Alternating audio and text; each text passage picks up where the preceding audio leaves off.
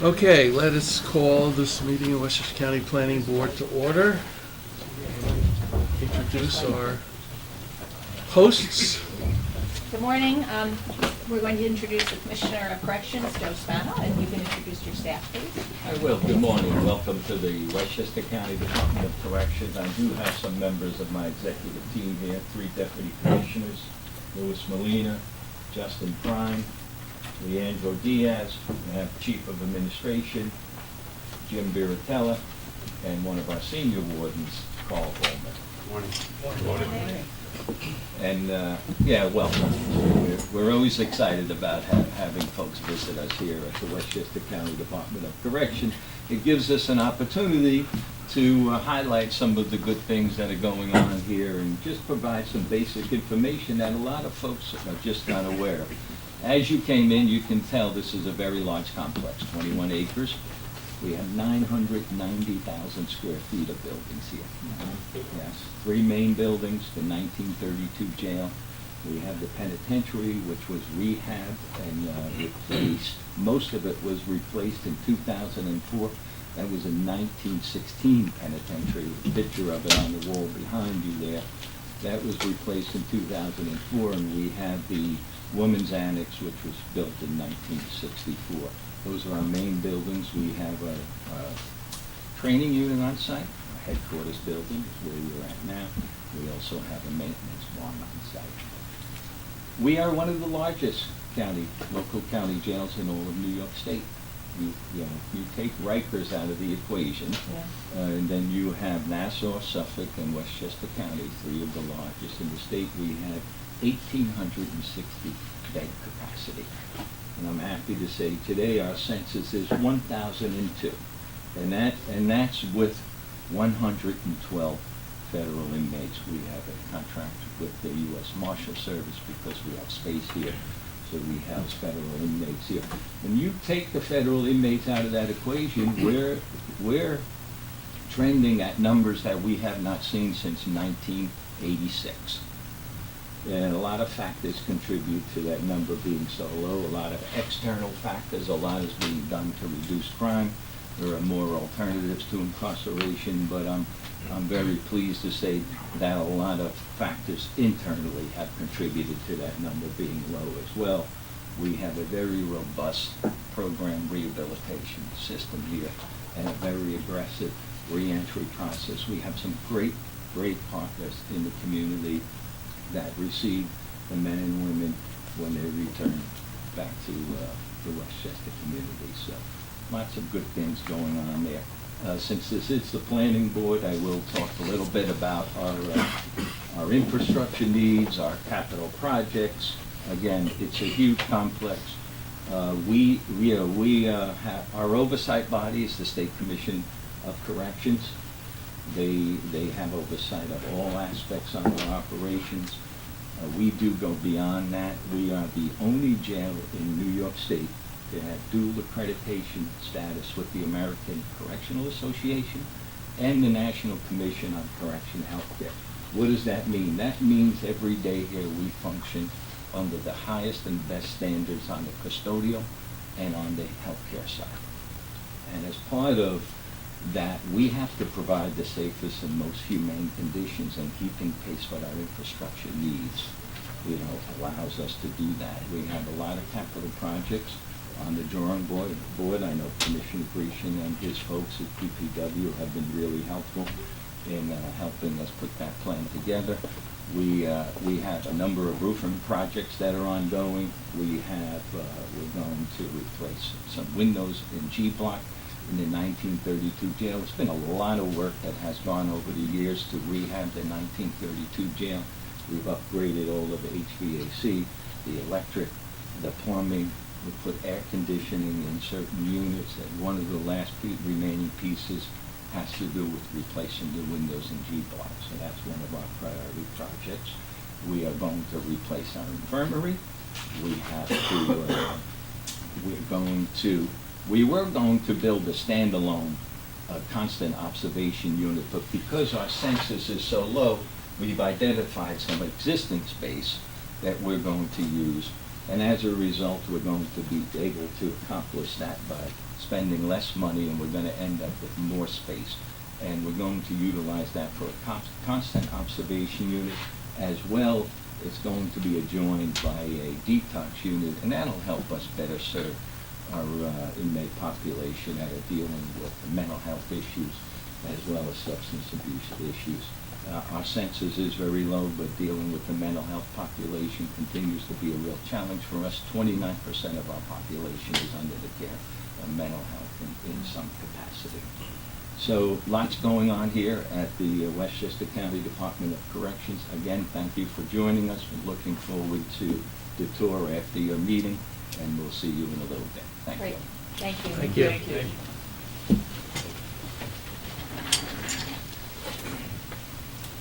Okay, the next meeting dates are listed. August 7th, we're going to be at Playland. Assume it's going to be easier to get in and out of. You think? Getting out is hard here. The pressure's on. In September, note that the meeting is Wednesday, September 5th, because September 11th, obviously, well, it was a religious holiday and a national issue, so, and that'll be at Chappaqua Crossing. We're actually going to be in the old library boardroom of the old Reader's Digest building there, so. Unfortunately, they sold their art collection, so we won't be able to see their old art, which was hundreds of millions of dollars of modern art. And then in October, at the Westchester County Airport, and parking there, I'm sure will be an issue, so please plan in advance. Okay, we have the minutes of the last meeting on June 5th. If you've had a chance to take a look at it, can I have a motion to approve them?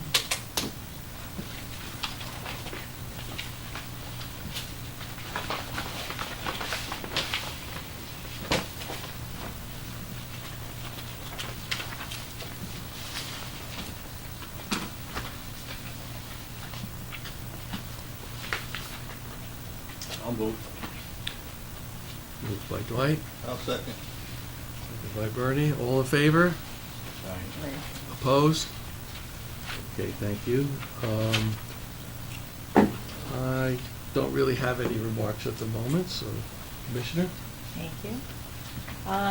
So yes, since we last met, the county executive did ask me to come on board as the commissioner, so.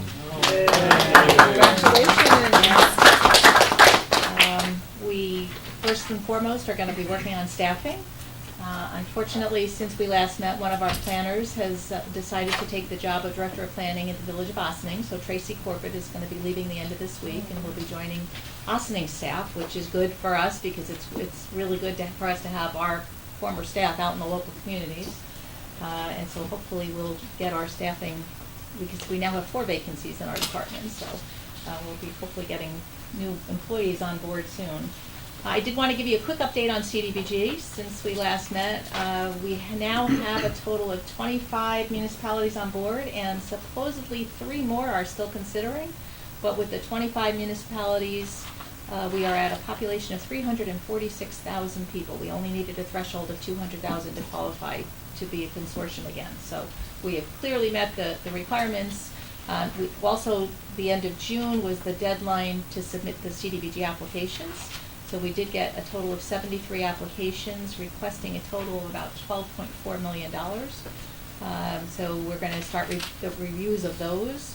And then the last piece associated with community development is we used to have community liaisons where we had a dedicated staff person who was very knowledgeable about each of our communities. We kind of stopped that with the falling to the wayside of the grant program, but we are now going to be reestablishing that. Actually, at our staff meeting tomorrow, we're going to officially decide who's going to take on which communities. So we're going to make sure the communities know there is a dedicated staff person, again, who's going to stay knowledgeable about their community and be their interaction, so that if they have any issues related to the county, they know where they can make a phone call and get the help that they need dealing with the county on any issues. So, and that's it for us. So. What of the 12 million, what's the pot that might be available for? We don't know yet because we haven't actually submitted anything to HUD. We're also watching what the federal budget's going to look like.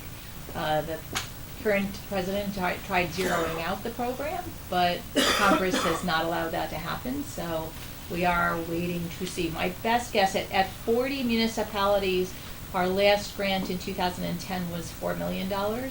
So, but we had a population of about 550,000, so with 350, my best guess probably around 2.5 million a year.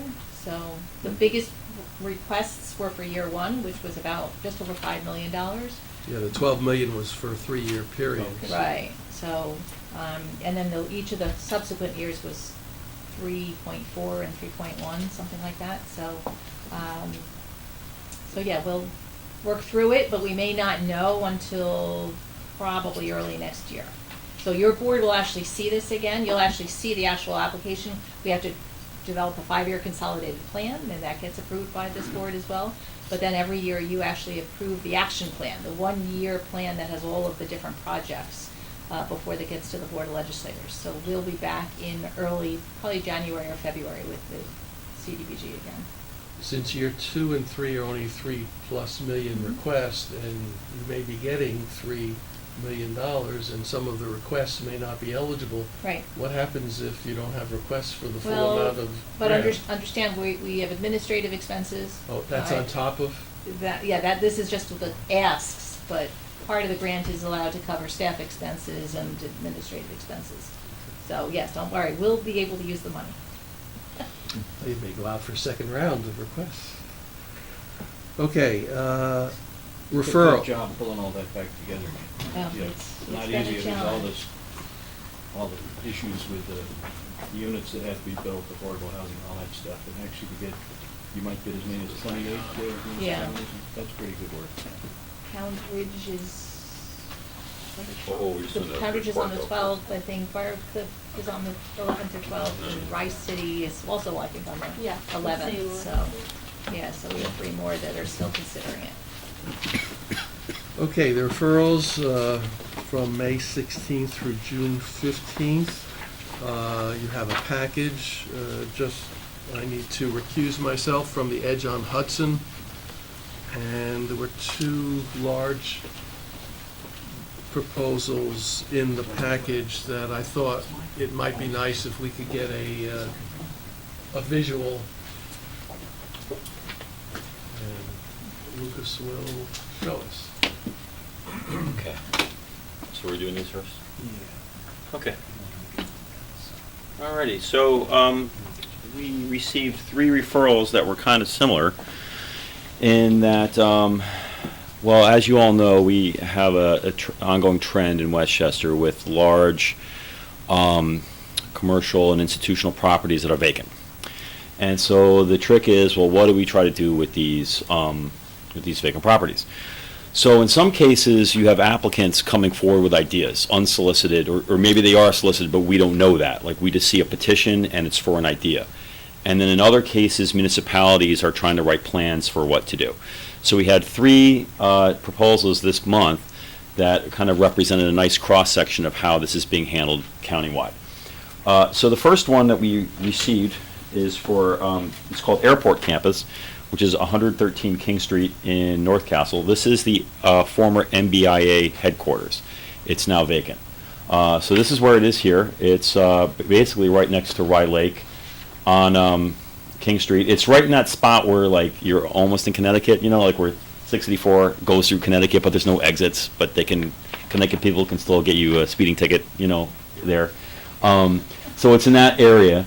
Let's see. So this is what they were approved for. So what happened was MBIA was there for quite some time, and they had built out about half of the property. And then they had approvals to build more because they thought they were going to expand. And then that never happened, and they left. And so you've got this parcel that's approved for a lot more, but only half of it's built. So this here is the existing buildings right here with parking and whatnot. And they had proposed to build another building off to the side of it, and another parking structure, and then like a meeting house, which they didn't really describe, but it would just be like, I guess, like a retreat house or something like that over at this end of the property. So only these exist. This was all proposed and approved, and it won't ever occur. So it's changed hands. A different company bought it, called Airport Campus. They have nothing to do with MBIA, but they bought the property. And so now they just came forward with a petition that was just kind of surprising because we didn't hear anything about it beforehand.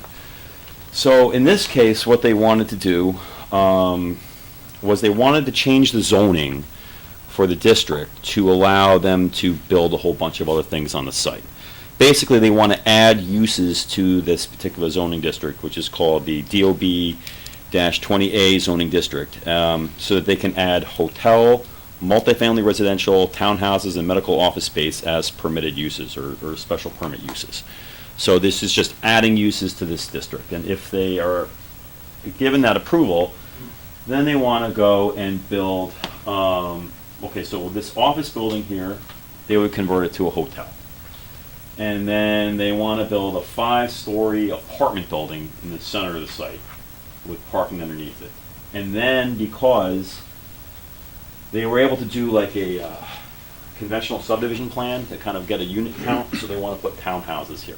So it's just a whole, and I guess this building here, the office building, might be converted to medical office space, or at least they didn't say that, but they're putting medical office into the zoning. My guess is so that this could be turned into medical office space. So that's the first one. Is there any? Okay. So basically, the trouble with this one is well, I tried my best to write a very like nuanced comment that kind of was not necessarily, that was kind of supportive in some ways because they're looking for ways to reuse this site, but at the same time acknowledging the fact that this is kind of, contrary to the policies in Westchester 2025, which says we ought to be directing growth to downtown centers, because this is nowhere near a downtown center, and they're basically proposing like what you would see like in an urban area, like a 5-story apartment building that you would typically see in a downtown, but it's being proposed like for the middle of the woods, like next to Rye Lake. So it's kind of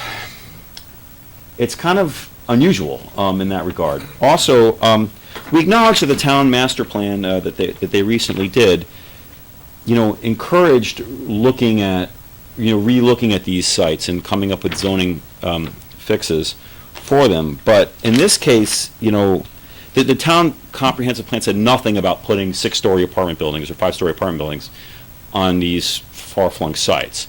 The comp plan did mention something about a hotel, but we needed to acknowledge that another hotel had been proposed just 4 months ago at the IBM site. Sorry. So how many hotels do you need? And maybe there is a need for 2 hotels, but nobody's done that study. I mean, it was just, the comp plan said we ought to look at it.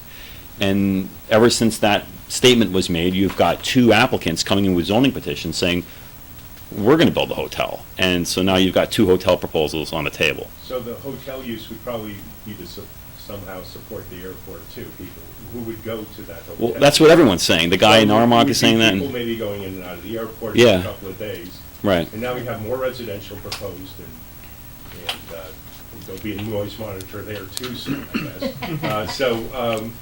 It just seems like a use, again, corporate use, like you said, makes more sense. More residential and another, How big is the potential. hotel? There is a desperate need for hotels in the North Castle area. Right, okay, so this is, I will say that. this is 125 rooms. That makes sense, the hotel part. Yeah. Yeah. This is 125 rooms, but then the one up by IBM is also like another 150 rooms. So it's like, someone needs to come up with a number, I would say, because we don't know what the number is. Yeah. To, having written the county report on reuse of office parks and putting residential in office parks, it's a difficult situation, but I was dealing with issues on Route 119, Right. on the Platinum Mile, on corridors that already existed that were near centers, I didn't consider something like this in the middle of nowhere, that they were going to do this. So I guess it needs to be thought out a little bit, but, so where are they in the rezoning process? It's just a petition, and the town can either accept that petition Petition or from from the applicant. From the Yeah. applicant. So we don't know, I mean, they refer it to us, which means the town is taking it seriously. They might consider, but we don't know what the town board is thinking in terms of allowing the zone change, I mean, the zoning text amendment or not. And without that amendment, they wouldn't be able to do this. Okay, so moving on, we got a second apartment building in the middle of the woods. This is, so currently there are 3 apartment buildings in the middle of the woods that we know about. This one, the next one you're going to see, and this other one called The View, which is also in North Castle, which we looked at last year. So this is, here's the topo map from it. This is in Harrison. So this is downtown Harrison right here, and this is, it's on North Street. And if you're familiar with North Street, this is about halfway in between downtown and the Hutch. And there's St. Vincent's Hospital, which is right here, which is on a large parcel, large wooded parcel. But it just so happens that the back half of this parcel has nothing on it. And this parcel is zoned for single-family residential. So one could ask, well, why not just develop it with single-family houses? That is not what the applicant is asking to do. The applicant is asking, through a zoning petition, to create a new use in the R1 district. So this is 1 acre zoning, and the idea is to create a new use called R1 multiple dwelling. So basically it's saying that we can build a certain type of multifamily apartment building in the R1 district. And then they define that use to be a apartment building containing up to 120 units. And they would need to have 35 acres, which this fits the bill, and 300 feet of frontage and a public roadway and various setbacks. And you could build no taller than 55 feet, and there's no floor area ratio requirement. So, again, in this situation, that's far more dense than would be allowed under the current zoning. If you just built houses at 1 acre zoning, it would be way, way lower than that. Because it would be 35, well, the acreage is, It's R1, right? yeah, it's a 65 acre site, but it's encumbered with wetlands and stuff like that, so you wouldn't be able to build 65 houses. And then the hospital here would remain in operation. So there were a couple of interesting things about this. The first is, I read through the text of the changes that they wanted to make, and it could be interpreted as exclusionary or not, depending on your viewpoint, which was tricky, which made it tricky. They're one of the few municipalities that never adopted the model ordinance provisions. So it's kind of like, why would, from my perspective, as reviewing this, like, well, why would you go there if you hadn't adopted the model ordinance? You don't want anybody thinking that you're trying to exclude certain populations. Read the language. Huh? Read the language that they put in the, Oh, I don't have it with me. oh, it was something like, It basically said that there has to be a market study, Support the Right. income level Right. that you're proposing. and it says right in the stated intent, like discouraging families, like it was, or not discouraging, but like basically saying that we want people with no children or issues that are never in the zoning. right, or you wouldn't text. normally see that. So what we recommended they do is, well, why don't you, if you adopt the model ordinance provisions, it takes care of itself. You'll have to do a set aside and whatnot. So that was what we put in the letter. And then we noted that it was, a radical increase in density, based on what they could build. And that, once again, you're putting in this case, it was like a 4-story apartment building. I mean, it's an apartment building that you would see in a downtown area, but it's in the middle of the woods, and it's far from any downtown. By the way, it is surrounded by one-family houses. In fact, probably the most expensive one-family Yeah, houses. that's Westchester Country Club. In all of Westchester, in the strip to the north. Private Westchester. And it seems to be particularly out of character to. Well, what I was able to kind of infer from the way the applicant wrote the narrative was that, because they kept talking over and over again about the setbacks and how this wouldn't be visible from any of the surrounding properties, because they would build high, but they would have such generous setbacks that no one would see it. And so my guess was, just reading it, is that the folks who live along the edge here, if you were to do it as a standard subdivision, you'd have neighbors. These folks would have neighbors behind their houses. And to get rid of that issue, just let them build tall, but screen it so much that you wouldn't know, at one road in, one road out, and that's it. So, I have a question, so why hasn't it been developed yet? I mean, it's 65 acres in the middle of Harrison, in prime real estate. Why haven't, why hasn't anybody jumped into it before? We have seen a referral for it. It was about 10 years ago. I looked it up, but it just didn't go anywhere for whatever reason. May have had something to do with the financial crisis, or just kind of got derailed. That site is perfect Well- for a cluster, really. Yeah. I mean, those office buildings were being used up until, I don't know, a year or so ago. Well, that also, yeah, it's an active operation, so. And they will continue to use the hospital. There's 3 office buildings and a daycare center. No, Yeah. no, this is the Harrison site. Yeah, that's what's there. You're talking about by behind the Greek church. No, no, no. Oh, here, let me, here's the plan. I'm sorry, I should have put this up sooner. Oh, wait, are we looking Yeah, at this? yeah, no, yeah. Yeah, so they would retain, the hospital would stay. Which one's? Um, Oh, this is different. And then they would just run this road back here, it'd be gate housing, gated community. And then you come back here, and this is like a building, like, you could cut this out and put it on like a urban road, and it would fit, it's an urban apartment building, back in the woods. Yeah, but there's 2 on here. Okay. Oh, these might not be in the report, Oh, that's- because No, these no, were no, more no. recent Yeah, than, So these are all Correct. subsequent to the These are- referral report. oh, okay. Sorry. But one additional thing to think about is right next door is a golf course. Right. And these days, a lot of golf courses are being reused. And so when you talk about the minimum of what they're saying is you need the 35 acres, the potential for doing this same thing at some point in the future right next door exists. Could happen. Absolutely. Exactly, so that's. From what I Perhaps near know, White Plains. from what I know, Willow Ridge is stable now, but you never know what the But you future. never know, exactly. Okay. It's very difficult to screen a 5-story residential building, all those lights are gonna be on at night, you're not gonna have to build a wall around it, so, you'll see that. I think some of the neighbors might object. Yeah. These 3 are letters that were sent after the referral package. That's correct, yeah. So they'll be in next month's referral report. But I just wanted to give a okay. heads up, because Right, there were right. 3, I think we're gonna have to think about Right. recommendations for this kind of a site.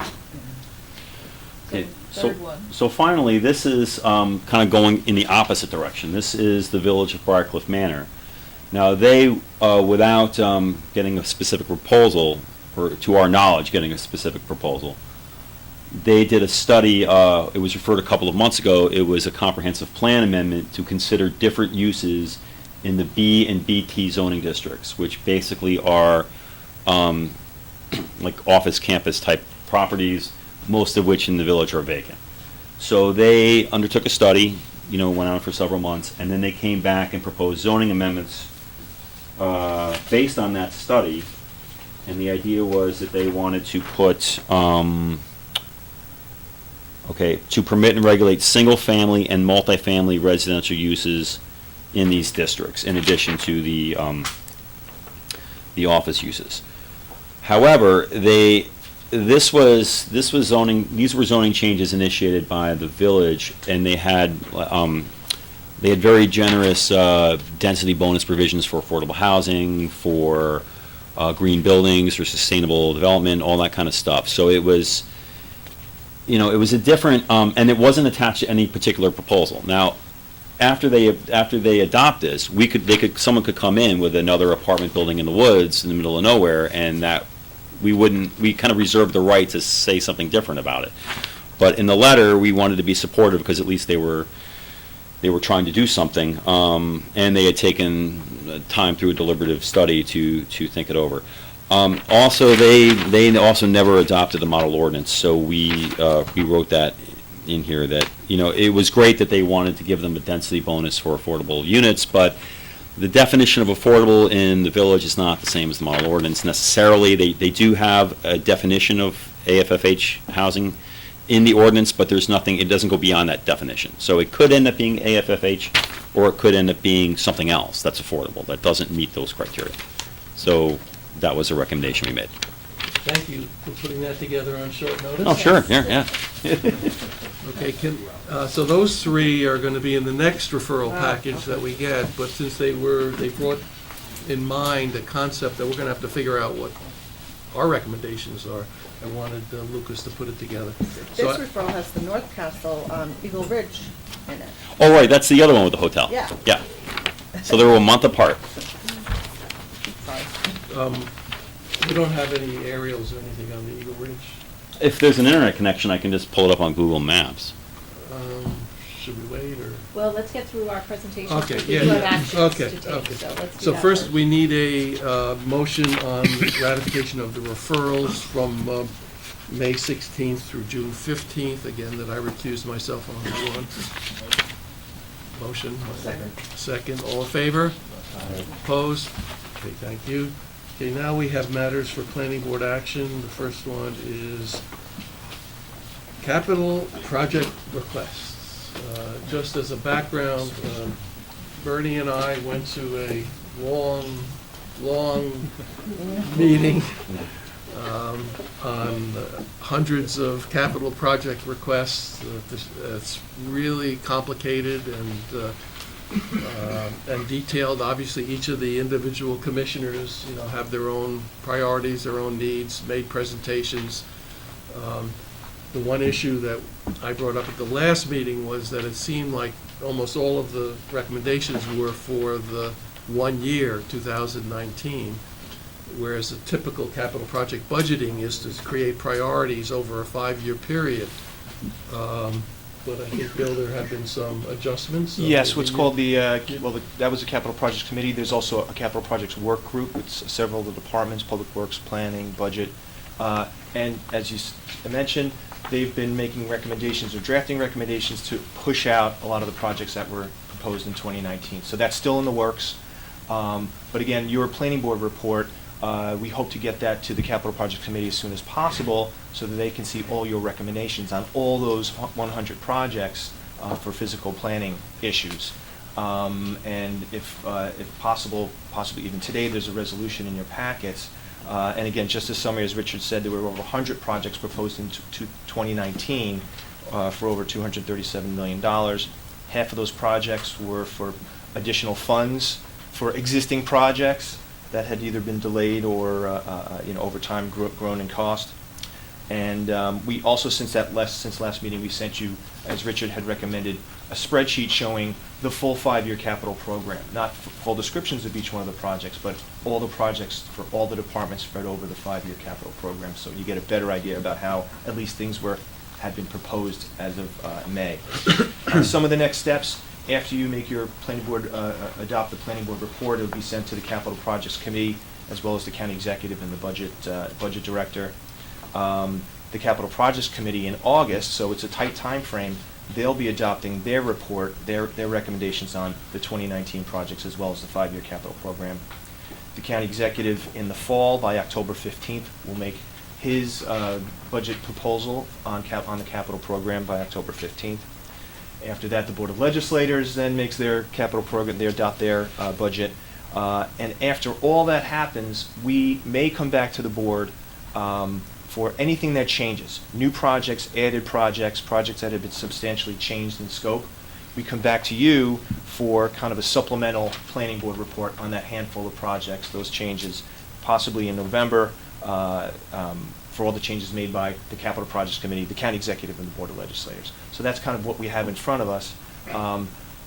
Again, if you have any questions or if you have any comments that you want to be incorporated in the planning board report, we can do that. And we have in the resolution, there's a statement saying that, as stated at the planning board meeting today, those any changes or comments or recommendations will be incorporated into that planning board report, that big, thick planning board report that we had given you last month. So, so please let us know if you have any questions or changes or edits. Otherwise, you're free to adopt that resolution to. I, again, would hope that we could convey that capital budgeting should be a 5-year process, and that proposals should be geared more towards priorities year to year as opposed to lumping them all. I know that this is an unusual circumstance. I know there are a lot of unfinished projects that need to be, completed, and so this is a different year. Several members of the board, you've been on the board for previous versions, this is my first time dealing with the capital. Seems to me that we sort of have to take on faith what the commissioners have proposed, since there's no way that we can substitute our individual impressions. You know, we don't know hundreds of projects, we don't know what the priorities would be, but maybe someone who's been on the board before has a comment on, you know, how this process has worked. It's usually been a 5-year plan, I think. The other thing I noticed that there's pretty much, you have projects that are being additional funds allocated, and then there's a lot of maintenance type of thing. There was nothing that stood out to me as anything, all things that needed to be done, but no significant new initiative.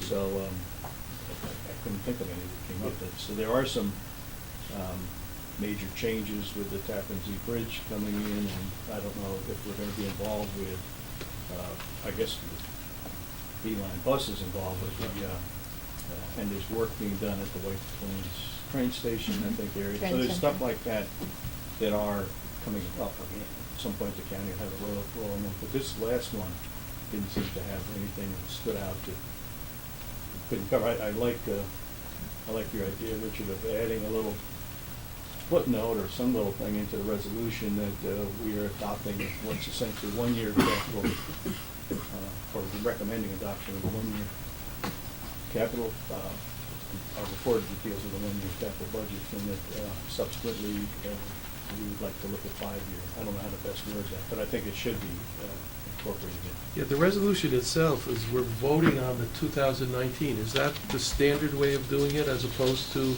so we are just really voting on the 1 year of the 5-year capital budget? Is that the way Yes, it's you're done? the first step of that process. The Board of the Capital Projects Committee will then review it, and then it will ultimately go to the Board of Legislators. Well, we have some of the commissioners here who made extensive presentations. Anything you want to add? Well, I realize you were also at the capital project for presentation for Public Works. 2019 is a catch-up year. Basically, we're trying to ferret out the projects, the priorities. There's a lot of those. We're still actively in that process. We are spreading out that 5-year program as we speak. At the first look at that capital program, there were some years there were just way too many projects that could be done, and then in the outer years, in the 13s and 14s, there was nothing. So we were developing that 5-year program as we speak. We're still amending that. We're still trying to be realistic too. We're taking in all the commissioners' requests. We're trying to be realistic with what we actually do in 2019. We don't want to put a lot of projects out there and have a backlog again. So that's what we're all working with now. And that process, as you know, isn't an easy process. There's a lot of things that need to be done in every department, and we're trying to just prioritize that as we speak. So actually meeting on it this afternoon with some staff members too, just seeing what we actually get out the door with the consultants that are on board and the current staff. Denny, you have something else to say on your program? We do have it's not like we don't have a 5-year plan. We do have a 5-year plan. Again, this was for the voting for just the 2019 budget. It wasn't for a 5-year capital plan. It's also been a bit of a catch-up too, as everybody has said. It's not just the physicality of the capital projects, it's also filling positions because there was money allocated and nobody to do the work, or nobody to assess the work. So it's been kind of a interesting scenario over the last few years, and it, as Hugh said, it's catch-up. And this administration is very, very verbal and very vocal in telling us what it, say exactly what it is. Don't get into a whole lot. What can we do right now? What do we have the money for? What are the bodies to execute, et cetera? So the big emphasis was 2019 going forward. But everybody's correct. It normally would be a 5-year program, but it's catch-up.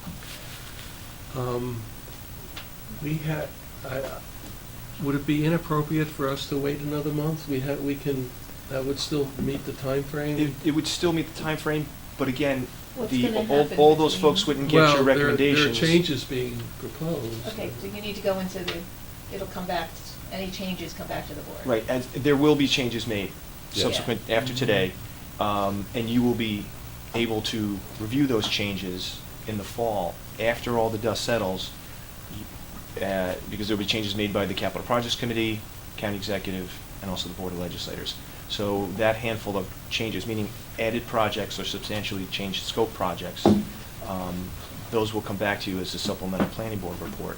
So In November. in November, after Yeah. all the, I'll say that after the dust settles and projects go back and forth and projects are considered and added and changed.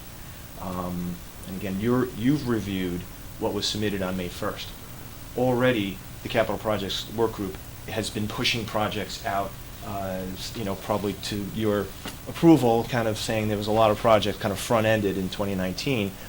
The department submitted what they thought was really needed in 2019, and there were definitely hard decisions, but those are, again, Hugh's staff take a look at life and safety and what really needs to be done, and Kathy's staff as well.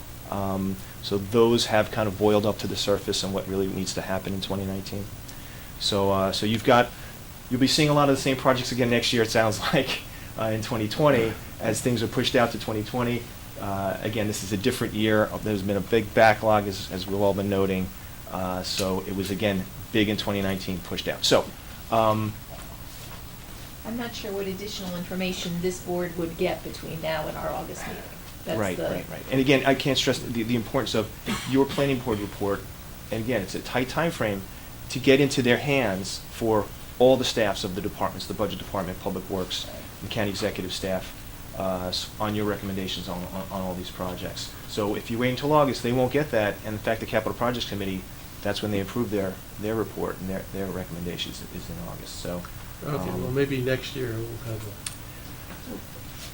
better process. Again, it'll still be a tight timeframe next year. Again, we get them in May. Also, our staff will be likely working on a workshop, kind of a how-to guide for all the departments. Again, we used to do it years ago to help all the departments to better understand how the process works, when to get the projects in, how to fill out all the paperwork and get things in quickly. And so there's not as much kind of craziness on May 1st or right before May 1st. So. Okay. Well, we have 3 of the commissioners who submitted a good number of the projects. You're all comfortable with the planning board recommendation going ahead? Yes. Yes. Can I have a motion to approve the resolution on the capital projects? I'll move. Second? All in favor? Aye. Opposed? Thank you. A little footnote for you. I was thinking back, and I think the only ones we really had much impact on was Westchester Community College, I think. The capital budget they put in getting the funding for the satellite facilities was something that we had a major role in. I can't remember anything else with that. We often rely on the commissioners to come and tell us what they need to do with parkways and other things like that, and we haven't had that much impact on most of those. But that one we did. And there may be some others, I'll think about it, but. Yeah, college, like the Blues. College, we've had a major. Infrastructure impact. here, I think here at the penitentiary. Okay. Next, 25 South Regent Street, Kim. I will recuse myself and let Dwight lead this since I worked for the developer in the past and may in the future. Can I just say something before we move on Yeah. to the next presentation? It's like human weight, and prior to going over the county board, the planning, the referral, I just wanted to make clear for the record that I needed to recuse myself on the matters involving the town of Harrison and the town of Lewisboro that were included in the packet that was provided prior. So since I didn't get a chance to say it before, because I was a little late, I just wanted to make that clear for the record. Okay. Okay, you got that? Lewisboro. Good morning, I'm Kim Holland. Sorry. All right, I'm Kim Holland, and I have 2 housing developments to discuss with you. The first is 25 South Regent Street in the village of Portchester. It is a housing development for seniors, 34 apartments for seniors, 1 and 2 bedroom units located at 25 South Regent Street. There is a existing building there, and on the lot, I'm sorry, okay. You want me there? Okay. That's fine. All right.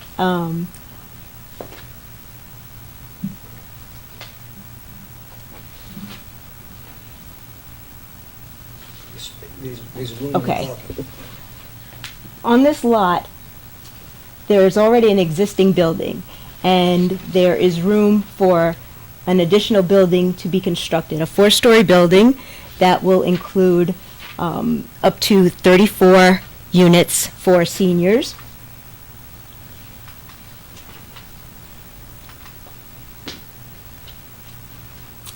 And the developer has requested funds to purchase the property and for funds for infrastructure improvements.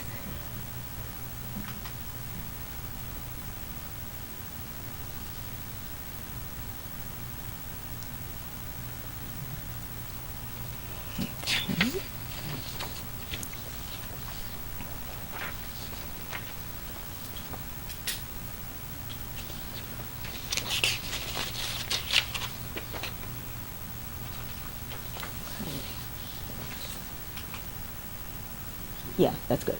Yeah, that's good.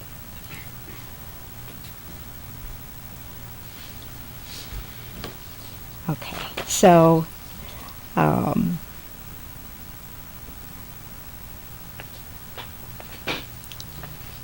sorry. So as I said, these are units for seniors age 62 and older.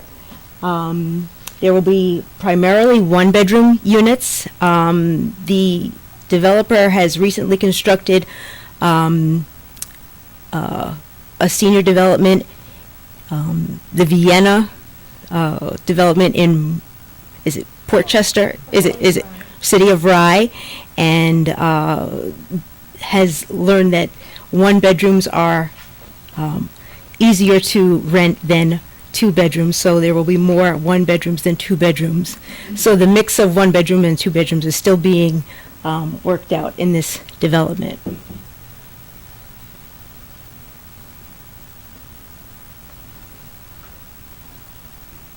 Could you go back to the picture, the photograph or the rendering of where this is located? Mhm.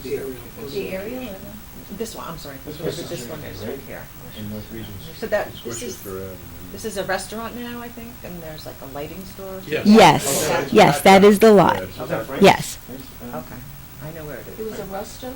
Go back. It was a Rustos at someplace else. Yeah. It was originally the Saw Pit. which That's is right, it Yes. was the Saw Pit. It Oh, was. my gosh. Portchester's original name. Yeah, wow.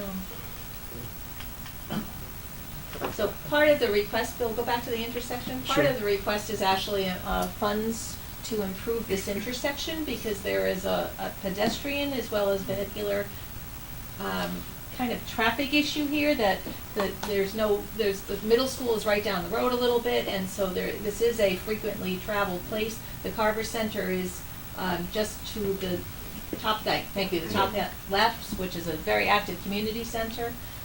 So the village has asked us for improvements to be able to move the traffic off of Regent Street onto Westchester Avenue a little bit better. Right now, when people are looking to turn, it holds traffic Dunkin' up. Donuts and Kohl's down that way? Yes. If you keep going all the way up, it's Route 1, No, I know yes, you it are. ends Okay, at now I Route got it. 1 with the shopping center down there, yes. And I think this developer did the Armonk project. They did 10 units in Armonk. Yeah. He's done actually Yeah. probably several hundred units at this point for Yeah. us, so, yes. I just asked, we used to get the executive summaries, are we not doing those anymore? No, we are. They weren't They- distributed? Yeah, it was in the packet. It's in the folder.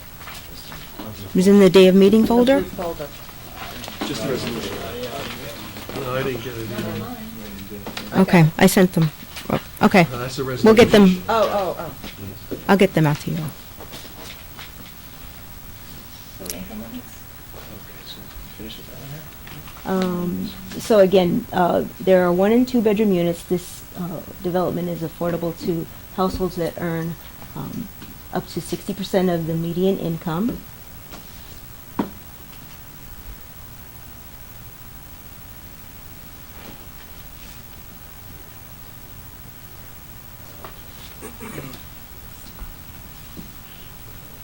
So the developer's asking for new homes land acquisition here of $3 million, which is based on an appraisal that was conducted already, which comes to about $88,000 per unit, and the housing implementation funds of the $1,275,000. But I think we're actually putting in the request is for 1.4.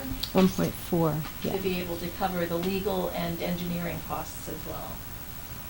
You buying a restaurant also? No, we're not buying the restaurant. No. The appraisal was done recognizing that the existing building will remain, and then there's gonna be some amount of shared parking, but a lot of the parking is gonna be associated with the new building, the senior building. Is there a subdivision? They're not anticipating I think what they're planning to do is actually condo the property.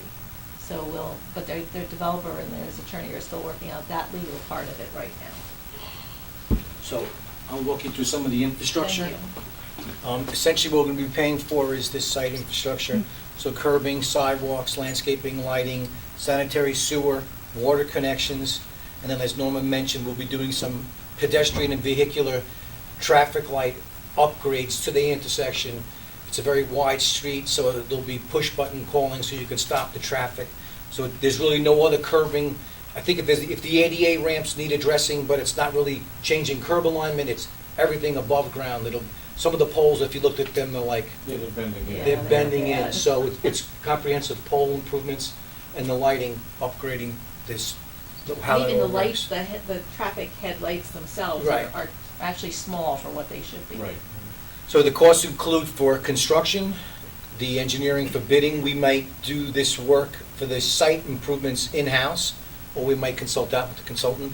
There's money in there for construction management because the village doesn't have the staff to do that. So we'll take it through the project, through the process and everything. So, and landscaping, stormwater retention, where right now it's 100% impervious now. We'll actually be improving that because we're gonna hold some of the runoff on site. And that's what you see right in this section right there. And upgrading the new water service, new fire service, and new sanitary sewer connection. This looks like it gives more parking than previously? It's not as Better organized. defined, yeah. This is more defined, right now it's just a sea of asphalt. We worked through a bunch, originally, we went through the plan, working with the village, we were concerned about people backing up into hitting the building, so we had them install a curb. But it's we wanted to try to maintain, if you see the edge of it, we're trying to maintain that existing, even though they're Norway maples, it's still a canopy of tree that's kind of screening the surrounding area, and the village wanted us to try to preserve that. So we worked with them, it went through a couple of versions of the plan, but this is one that's been finally adopted. And we'll actually improve curbing along the entire length of the property to make sure everything works right, because we're changing where the driveway is now. So it'll be comprehensive improvements in that along the whole property. So that's shared parking then? It's shared for the existing retail uses. Yeah. Given it's a senior development and we're looking at actually, some of them will be actually for the frail, elderly, you're not gonna have, we're finding like in the Rye project, the parking is, he has parking under the building, I've been there several times, there's no cars in the outside parking lot, there's nobody there. There's people living there, but not many of them have cars, so there's a bus stop, this is in more of a downtown. Yes, some of them will have parking, but if you saw from the original aerial, parking lot is relatively, empty. So this is actually a good example of taking an existing, underutilized piece of land and bringing affordable housing for seniors and not really, having a shared parking, and it's actually, I think it's a great project. Yeah, most of the conflict would be at night if the restaurant is successful, Yeah. There's been a couple of failures there now. So, They seem to be doing pretty well. Huh? They seem to be doing pretty Oh, well. okay, yeah, the last guy was too. Yes. Anthony, you said this got approvals? Has This has land use approvals, local. yes. All local approvals? Yes, the issue that we've been encountering is getting New York State approvals in place. As much as New York State is promoting a larger affordable housing plan right now, they actually have very limited funding each year for senior developments. They actually only have funding for 3 to 4 developments each year across the entire state. And so lining up the state financing for this has been what's been delayed. So he actually finished up his land use approvals back in March. So you would have seen this earlier, but at least this is now on the state's radar screen, and they are, working on submitting an application for funding in October under the 9% tax credit development program.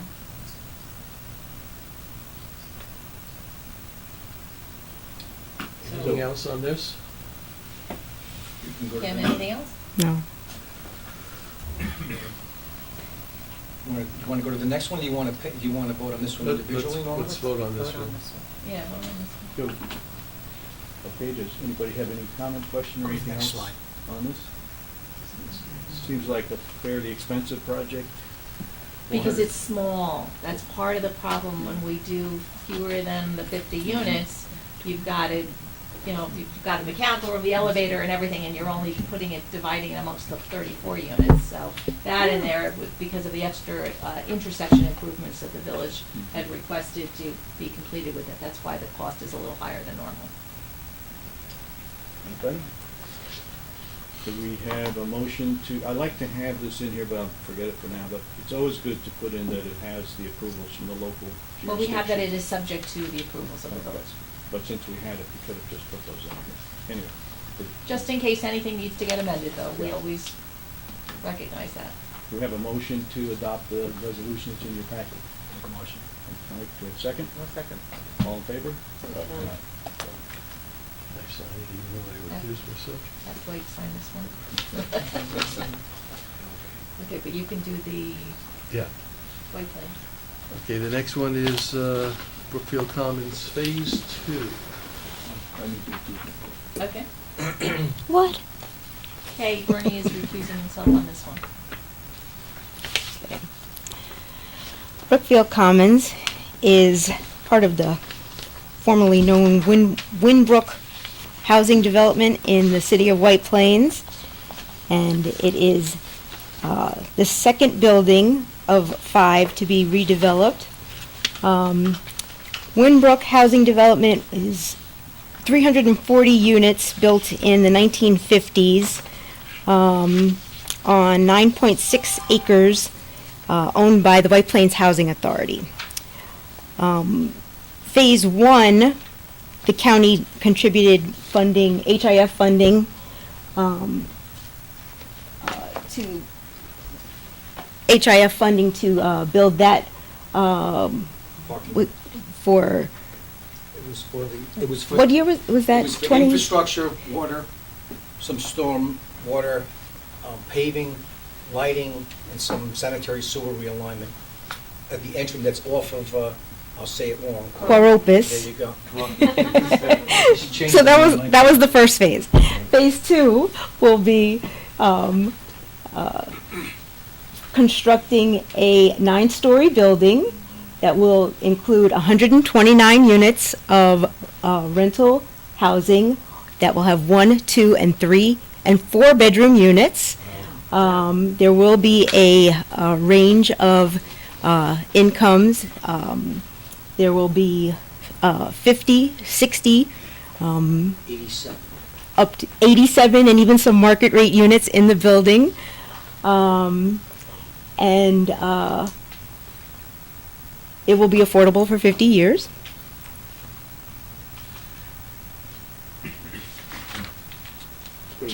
So, question about this one. Aren't we taking the residents that are currently there and moving Yes. from building to building? Yeah. as Yes, we we go are. forward? Yes, we are. So at the end, we'll have an extra building to bring in extra, no. Well, The first one was a new building, right? That was a new construction, or was it? First one was new, but The this next phase involves tearing taking down the the, building that was emptied out. Right, which is that second building. The again. second building that Kim had circled on So her it's empty area. now. The amount of units So are it's the the- same, we're not that's- doing that's- door for that door part. anymore? So- So- Of the Overall, 5 we original moved- buildings, one is now vacant. They're gonna tear that building down and replace it with this new building. And those people got moved Well- to the new building? So they got moved to the new building. Okay. Now, the second building will then be occupied by residents of the The next third building. building. Right. Got it. Right. Okay. But I believe that So their overall- plan is To- multiple phases, is to replace the units, and there will be extra units at the end of the day. Right. But because the existing residents only needed to be income eligible to qualify to move in, once you do better, once your housing is stable and you do better, you just pay more rent, or you pay a greater portion of your income toward your rent. That's why they have to accommodate the different income limits here, because they have to accommodate the existing residents who moved in when they were very, very low income, Right. and then they've done better now, and so they're paying higher rents. So we have to accommodate that with the rents that we're gonna propose Is there a here. reason why we're doing 4 bedrooms? Some of the existing families there Wanna have stay. a need for Wow. 4 bedrooms, That's yes. very large. What's the next building? There are only a few, though. What's the I next think building? there's only 3, Yeah. After That's this, a large apartment. yes. I believe the next I phase want to say it's that is one. this one coming down, and then they're working their way around the back. But Around the back. you'll see, they'll be back. So Yeah. theoretically, the unit breakdown in this second building matches the income of the residents in the Of third the building? building they're going to be emptying, right. Was there any problem in the first building where some of the people, We did the same thing for the first building. and everyone was accommodated? Yeah. Yeah, as far, yeah. Yeah. Because I know this checkerboard Some moved out. looks good, some moved out. Some yeah. may have, I'm not, Yeah, Well, there's- there's always people moving out of any development, Right. so, yeah, I yes. know the checkerboard approach looks good, but sometimes it doesn't match up exactly. How did you do that? How did you match up what programs were you using? It's still public housing, or? This is RAD, this is the Rental Assistance Demonstration Program Mhm. that the federal government set up a couple years ago. And so ultimately, they are replacing the traditional public housing with Section 8 vouchers. And Okay. so the developer, Okay. while the housing authority continues to own the property, the developer gets the subsidy through the Section 8 program or the Housing Choice Voucher program to balance whatever that share of the tenant's rent would have been. So the public housing is ultimately being faded out by the government, by the federal government, by HUD, and being replaced more with the project-based Section 8 and the this rent assistance demonstration program. It's Jonathan Rose, I think, is the developer. Jonathan Rose did the first phase, he is not Not involved on in the this one, second phase. no. Yeah, the housing authority decided to go a different route, so this is. Trinity Financial. Trinity Financial, right. Do you expect another RFP for the third phase? I It's the think, second I RFP. think they're geared up I with this think they're group to the- wrap it up. Yeah, this group is actually working with them on another property as well. They're actually doing an in-place rehab on their DeKalb Avenue site, so, Oh, right. yeah, I think they're pretty satisfied with this group, but I don't know how their RFP was worded, whether it limits them to just this. To satisfy the federal government, requirement, they may need to RFP for the next site for the next property So the phase as well. entire project wasn't included in one RFP? No, No, it's in phases. Yeah, it's definitely in Phases. phases, because again, they've got to work with the federal government's budget as well.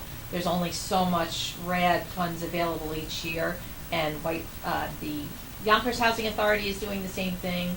The New Rochelle Housing Authority is also redeveloping some of their properties under the same program as well. It's a common trick. However, It is, now, definitely. working with the city in terms of looking at the infrastructure needs for the total redevelopment, as part of what we're gonna be funding is installing a water line that closes a loop, putting sewage, we're gonna be upgrading a sewer line, increasing capacity along South Lexington, that anticipates what's gonna be happening in future phases. The last thing we wanna do is build something and then rip it up 3 years later Right. because we need a bigger sized pipe. So there is a master plan for the entire development.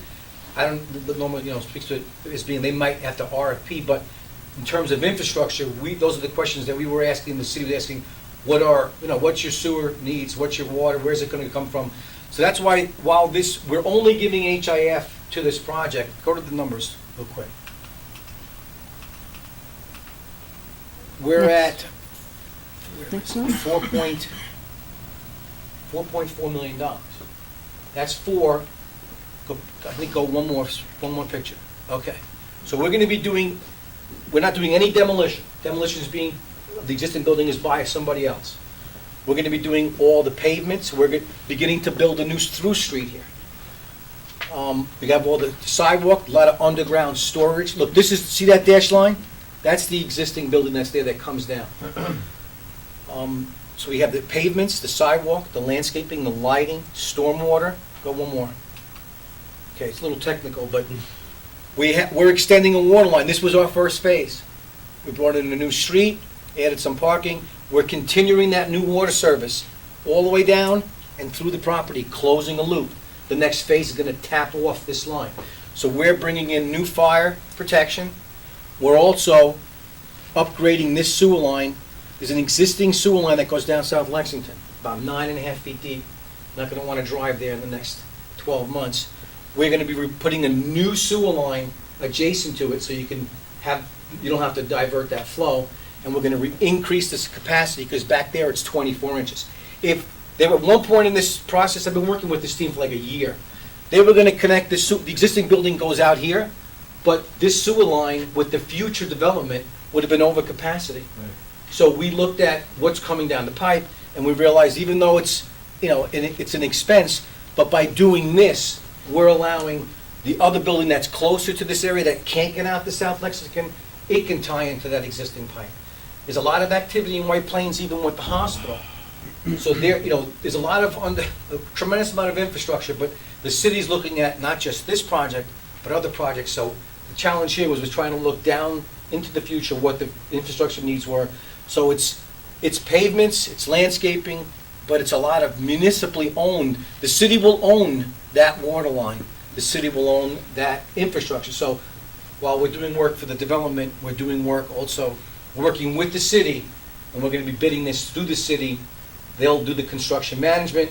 The developer's engineer is doing the construction documents. We're not paying for that directly, but we'll pay for construction management and assisting the city with their costs for the legal and the bid documents. What are the total number of units in the master plan compared to the current Winbrook number? It's like an extra 100 units. There's like Yeah. 496 or something units now, and they're going to end up with close to 600. Yeah. There wasn't a community center before, right? That was. No, No. there's That's- the Thomas Slater's Right, community center's that's right up up the the block. Yeah, right up the block But there. there are common spaces, like even in the first phase, there was like a lab, they got CDBG money that used for like, There's a computer training center.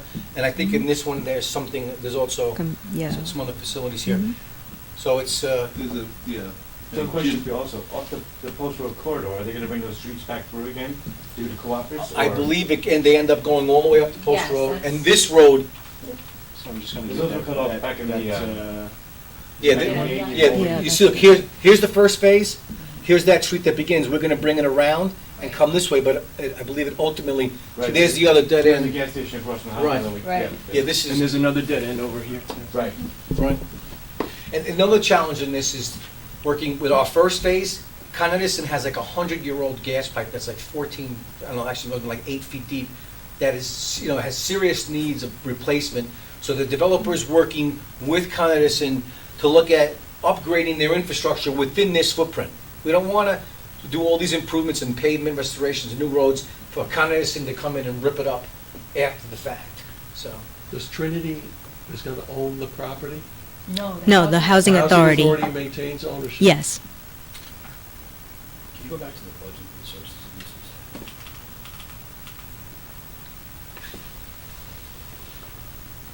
The budget for the 34 units was 14 million.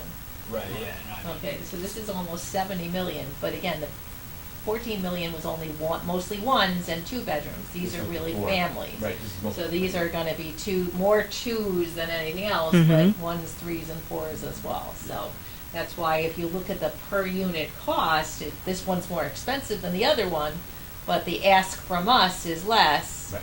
We're just the infrastructure, Right. which is. In the other one, we had to buy the land. This one, the land's already there. 4% as of right. What's the new construction program? 4% and 9%. I guess, Be a mix. What's what? What is the new construction program? 15 million, it must be 960? through the What state. program is that? One at the They're top. applying for 4% and 9%. That's And tax credits? yes, A middle income housing program? yes, they're So applying for a lot of stuff. I mean, they're, Lots of different yeah, millions in this project. yeah, yeah. A And lot of the city applications. The city is putting $1 million in for. Yeah, I saw that recently. I don't know what that actually what's that actually for? It's not for the infrastructure that I've been working with the city on. I have some questions with regard to the 4-bedroom units. Mhm. And the fact that there's a need for them now, as is the makeup of some of the families that are already in the building that will be locating, right? You said there's maybe about 3 families. Right. Age-wise, do we know where they are with their families? Because I'm just wondering what the feasibility is of building such units when the likelihood, like when those children are old and grown. There's not many 4-bedroom units around rental, so there's always a demand. We have a number of developments that have 4 and even 5-bedroom units. It's just, to me, in looking at the makeup of Westchester County, there's not many families who have more than 2 or 3 children, so I guess. But they're sometimes extended families, No. so sometimes you've got the grandparents Sure. living in the unit as well, I so. understand. And sometimes you've got multiple generations Right. living in public housing units as well, so. And you all have to qualify, especially since it's $30 million in tax credits. Right. Yeah. So, There's definitely other sets of eyes watching this, yeah. Any other questions? Can I have a motion to approve the Housing Implementation Fund? Jim? second. All in favor? Aye. Opposed? Thank you.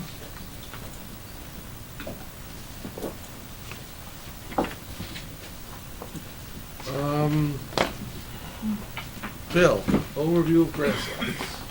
We'll make this quick, because we have a couple of tours going on here, so, sorry, Kim. Okay. The county is considering updating a master plan for this whole grasslands, the Halla campus at Grasslands. This is a slide presentation that was done a couple years ago.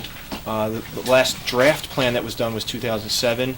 Our department was the lead on that project. We work with, obviously, all the departments that are here at the campus, including Corrections and Public Works and Medical Center. So again, this is a brief overview. This is a very condensed version of an overview of the campus. This is a photo of the campus in 1926. Almost nothing here except it was actually, at one point it was 400 acres when it was first purchased in 1915. This is a photo of 1926. This early uses was a penitentiary, an almshouse, which is a county home, and a hospital. So very, very small little penitentiary and the almshouse and the hospital kind of out in the middle of the farmland. It's currently a 512 acre campus. It's actually larger in area than the village of Tuckahoe. It's very big. The daytime population is greater than half of the county's municipality's population, the daytime population. 4.1 million square feet of floor area, and that really surprised me. I didn't realize how big it is here when you put all these different buildings together. Just for comparison, the Cross Westchester Executive Park nearby is only 1.19 million square feet, so it's really almost like a small city in itself.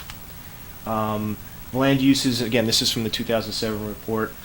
Major uses, the hospital, Westchester County Health Care Corporation, correctional facility, the New York Medical College in the middle of the campus, and a variety of public safety, fire training, bus garage, labs and research, and social services. The plan develops some activity clusters by theme, I guess you'd call it, several clusters, but what we're also going to be concentrating on are, what's important is a lot of the properties are either leased or owned by these other groups, Westchester County Healthcare Corporation and the Medical College. There's leased and leased. Medical College actually owns a couple different properties within the campus. There's a 22 acres leased to an office park out here, a long-term lease that's an existing office park that's been there for a number of years. There's a small piece of land up here for town of Mount Pleasant, leased to them for a park, and there's another lease, a small lease out on Bradhurst Avenue for an office building. And very important for our planning for this future plan is to think about the undeveloped properties on the campus. The two of the really ones in play that are very important, what we call the Hospital Road property, kind of that northwest corner of the campus. It's kind of behind some buildings, really can't see it from a lot of the roads. And then what we call the North 60 on the north part of the campus. And that had most recently has a proposal for a mixed-use campus, office, campus research type facility, also known as the Ferrari development. So that is in play. Those are the two big parcels. There are other scattered parcels. Also on the other side of the Sprain, there's a a large parcel over there that's somewhat limited in terms of access and also some environmental constraints there too. And we're going to have a van tour. Whoever's going to be remaining after the jail tour, the corrections tour, we're going to go around and do a loop and point out some of these locations, some of these uses. So, yes, Can you Mike. just touch on the North 60s? Is that still at the BOL, or where is that stand? The BOL actually approved it. It was, that agreement just hasn't been executed at this point, so the current administration is just revisiting it to make sure it's in the best interest of the county at this point. And there had been several other proposals. People always have their eyes on these big parcels of land.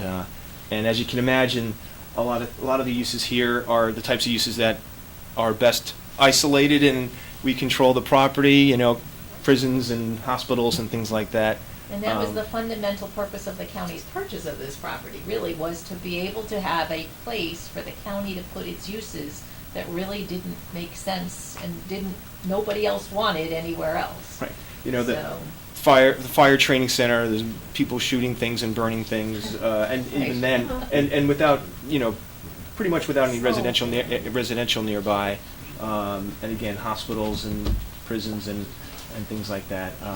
But at the same time, it's a beautiful campus too. I'm sorry? The North 60 is currently leased as a park? No, Or separate? North There's 60 another is piece just, of property leased. it's right now. This was the little park property over on Bradhurst Avenue.